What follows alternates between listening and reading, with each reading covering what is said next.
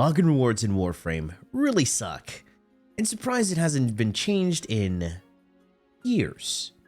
You see, login rewards have become a cornerstone of live service games, acting as a digital check-in designed to bridge the gap between sessions. While they offer free progress, they often lean on psychological triggers that can shift gaming from a hobby to a perceived obligation. Alright, so here's like a general login reward landscape. Most rewards fall into two categories: consecutive rewarding streaks and cumulative, which rewards total days within a period. You know where I'm getting at, right? Developers use these to maintain high daily active user metrics, which are vital for a game's perceived health and investor appeal. The more you see people playing and logging in a day means the game is doing good to keep gamers coming back for more, which also shows the big dogs the devs are doing a good job in maintaining a healthy flow of players bringing in the monies. Now, in the player's perspective, this is a different story, as there is a psychological impact on the mental state. When login rewards transition from bonus gifts to daily requirements, they begin to affect a player's mental well-being through several specific psychological mechanisms. 1. The burden of loss aversion. Human beings are hardwired to feel the pain of losing something twice as intensely as the joy of gaining it. This is known as loss aversion. When a game uses a consecutive streak, missing a single day doesn't just mean you didn't get a reward. It feels like you lost the progress of the last 20 days. This creates the state of low-level chronic anxiety where the player feels trapped by their own success. 2. FOMO and social pressure. Fear of missing out is the most common byproduct of time-limited login events. Now, thankfully, Warframe doesn't have many of these, and when they do, they're more tailored to newer players to help them get a slight boost. However, the worst case of FOMO is incarnate weapon adapters. You missed a week where the Tortive was available. Yikes. You gotta wait 2 whole months till you get the chance again. Yes, even though you can buy the adapters, they have to be in rotation. FOMO is also when players may experience a compulsive checking behavior where they feel the need to log in even during vacations, illness, or high-stress events. This erodes the boundary between leisure and work, leading to burnout. I had to Google this one because I didn't know the word for it. The Zeigarnik Effect. Hopefully I pronounced that correctly. The brain tends to remember uncompleted tasks more vividly than completed ones. For example, a daily login reward acts as an open loop in your mind. Until you click that button, your brain treats it as an unfinished chore. This creates mental clutter and can lead to feelings of guilt or inadequacy if the day ends before the task is done. 4. The erosion of intrinsic motivation.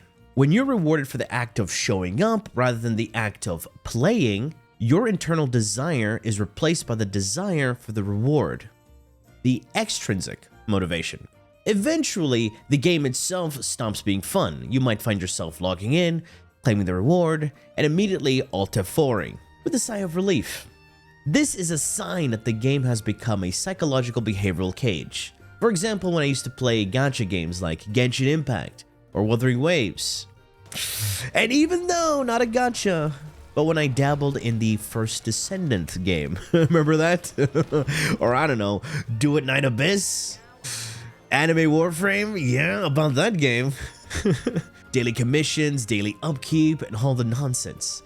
Like, when your primary reason for booting up a game is to just get it over with, so you can finally do what you actually enjoy, then you're no longer playing a game, you're working a second job that pays in pixels. And some of those pixels have big anime titties, but it ain't worth it in the long run. I just fucking hate when developers transform your leisure time into a digital checklist. That triggers a sense of guilt or anxiety if left uncompleted.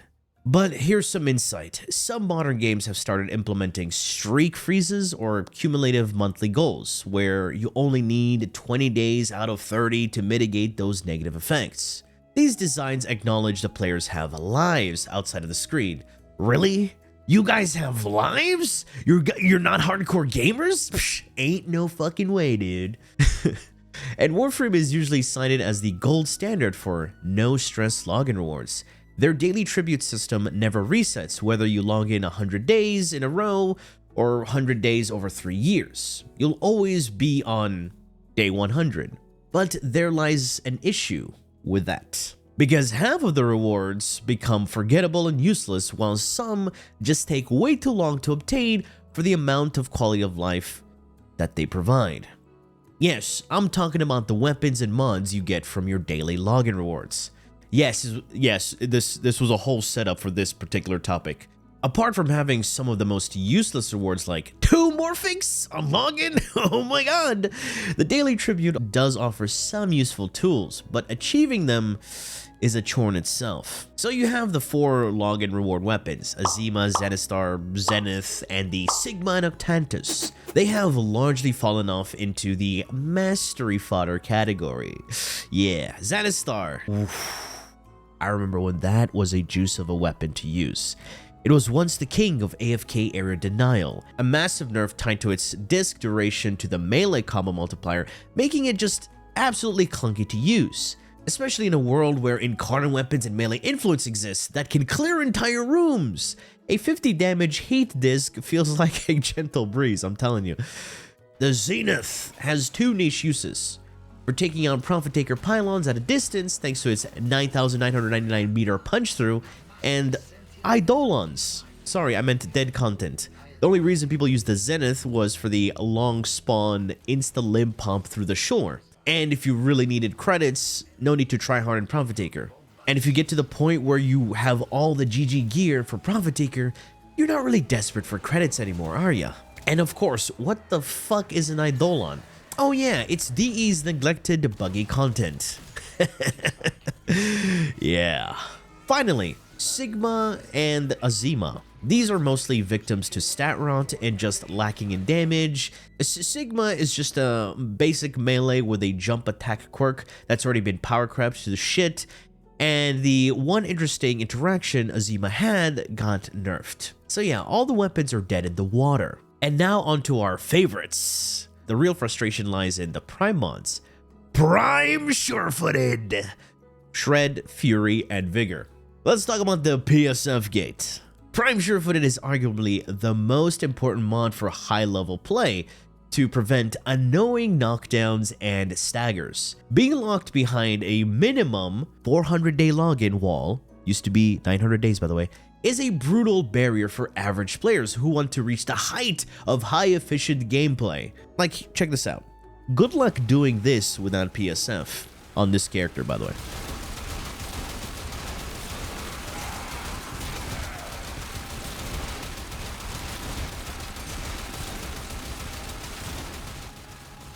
To get something similar to this, you would need 2 mods, Regular Surefooted and Fortitude, to achieve the effect of PSF. The other thing is 99% of all Exilus mods, Warframe and weapons alike, are all dog shit. Pardon my French, I've been practicing. Absolute dog shit. Power Drift? Archon Shards. Preparation? Archon Shards. Parkour mods? Slap on Archon Shards or Incarnate weapons. Enemy radar? We have innate 30 meters and you got your companions to extend that further. You see where I'm getting at right now. To prevent knockdowns, you can also use frames that have status immunity, but now you're using something that's not letting you reach the full potential of the build and losing the optimal combination for the giga damage setup. Conversely, Prime Vigor is often the 200-day trap choice. It offers a hybrid of health and shields, which not many frames use. The other really good mod aside from PSF is Prime Shred, as it offers a hybrid fire rate and punch through. Personally, I think this should be a unique mod affecting both shotguns and rifles. There are rare mod variants for this on both rifles and shotguns, but Prime Shred should be a primary weapon focused mod that offers this unique trait. Because if DE were to release the shotgun equivalent on Barrow, I bet a lot of people would be upset, be like, what the fuck? Why does a shotgun get it from Barrow while the rifles have to wait like a couple of 100 days? Now, how would I personally reassign these mods and weapons, and what more would I do for them? Number 1, PSF should be a Mastery Rank 30 reward. MR30 does take time, but it feels way closer and a more reasonable achievable progression reward than a 400-day login, while the other Prime mods allocate them in lower mastery ranks. And especially when you get something like the other mods, like say Prime Vigor and all that, in earlier mastery ranks, they should at least be half leveled, like how you first get the Umbral mods. They're pretty much half leveled, giving you a little slight boost, for the new players. The weapons already have blueprints and Samaris honors if you've already acquired them through login. I say just make that their default location from now on and purchase them through standing. Give them additional passive where getting kills or assists with these weapons will contribute to a synthesis scan for your Codex or Simulacrum. And hopefully they rework the weapons. We know that they're gonna do that. Or I don't know, here's something better. A lazy thing would be just give them an incarnate adapter, right? Even though that would be just really stupid. Lastly, login rewards. They could replace the mods and weapons with more exclusive cosmetic armor sets, ephemeras, decorations, and other booster packs, and all that shit. And to make it even more special, they could have a customizable login reward track where you have choices between different milestones to choose from that guarantee you get those rewards on certain days, while still maintaining Warframe's login system where you can still continue the track even if you do take a break from logging in. Because the current system essentially holds quality of life mods like PSF and Shred and mastery point weapons hostage for over a year. Shifting these to mastery rank milestones or unique challenges would respect the player's time while keeping the prestige intact. Let's be honest, Warframe's progression system is dated. People with Platinum can get a lot of items, circumventing a lot of the grind. There are no unique or chase items that you can earn from actual grind, making them worthwhile. Because having chase items would entail Warframe has endgame. And for the love of God, please don't say Archon shards and incarnate adapters are chase items. No. As a chase item is the North Star of a player's journey.